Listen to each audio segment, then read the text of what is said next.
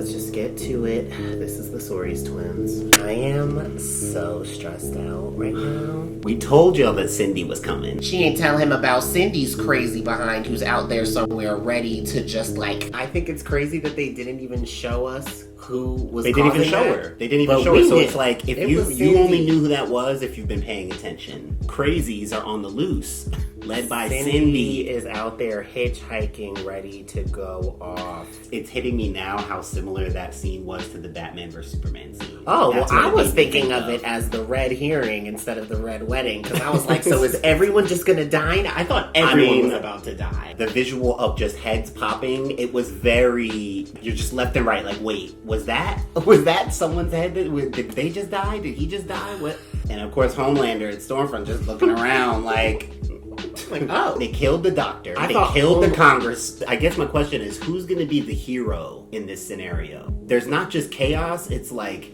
evil chaos. Stormfront's talking about war. Now this feels like war. Humans are in danger. Soups are in danger. I'll tell you who I'm rooting for to be the hero is Maeve, but you know, Maeve, poor Maeve.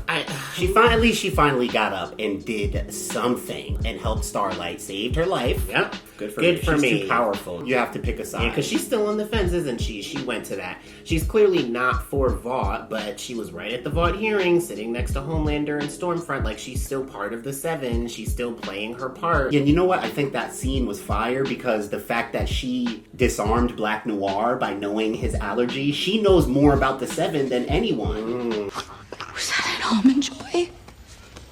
He has a tree nut allergy. I thought that was a dope scene. I'll tell you what else I thought was a dope scene. Becca Butcher pleading for the life of her son. Becca should have left with Butcher when she had the chance. Imagine having Stormfront as a stepmother, because if anything is going to traumatize you as a child, it's having two psychotic That sight of superheroes seeing as him parents. fly off with the two of them, oh my god, I that just is so felt scary. so conflicted in that moment because, like, you know, obviously she lied to him. Yes, it was for his protection, and he's too young to understand that. But like all of that anger he threw at her, it was kind of like, well, yeah, you're right. She did lie to you completely. I don't want to side with Homelander and be like, oh It's my god, also let like- his father see him. Like, I just want. This is not cool. Like, your dad being in movies, it's not like your dad is Will Smith. Your dad is a psycho. And let's not forget that your dad raped your mother. She's not going to tell him that, obviously, but she can give him something. Something, like, you know what I something mean? to explain, like, listen, like, your dad's not just crazy. Like, this is really how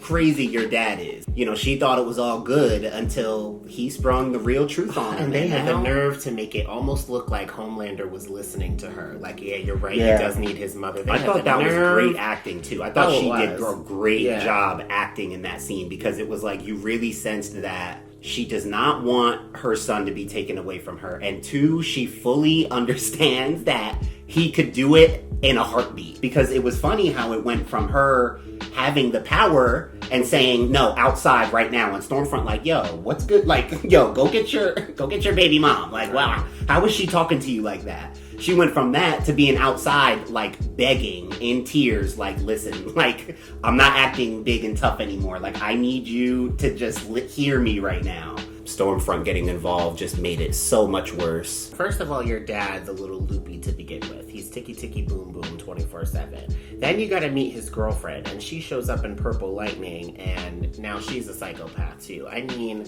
it's all too much. Like, where is Dyfus when you actually need them? This is a disaster. I think you're right about there being something more to this Lenny situation with Butcher's brother. Like, I'm telling you, I feel like they keep talking about it and referencing him, and now like, his parents came up and all Yeah. this. Like, there's something to all this. There's something to it. I think Lenny is... Well, I thought Lenny was Black Noir. I thought that was going to be a thing. But whether it's Starlight and Huey and the boys, or Maeve and the Deep and A-Train, like, a group, someone has to rise up here against the supervillains, Cindy, Homelander, and Stormfront, and Vought is still at large. Maeve won't step up. She's on the fence. The boys are still out there. They can only do so much. They had this whole Congress situation that was supposed And to they've help done them a out. lot. There's not many opportunities for victory. It I looks mean, like Lamplighter right now. just offed himself. Oh Lord my God. Jesus. Can we get a solid sixth man on this team right now? We need offense. We need Lou Williams. We need Jamal Crawford. We need someone who can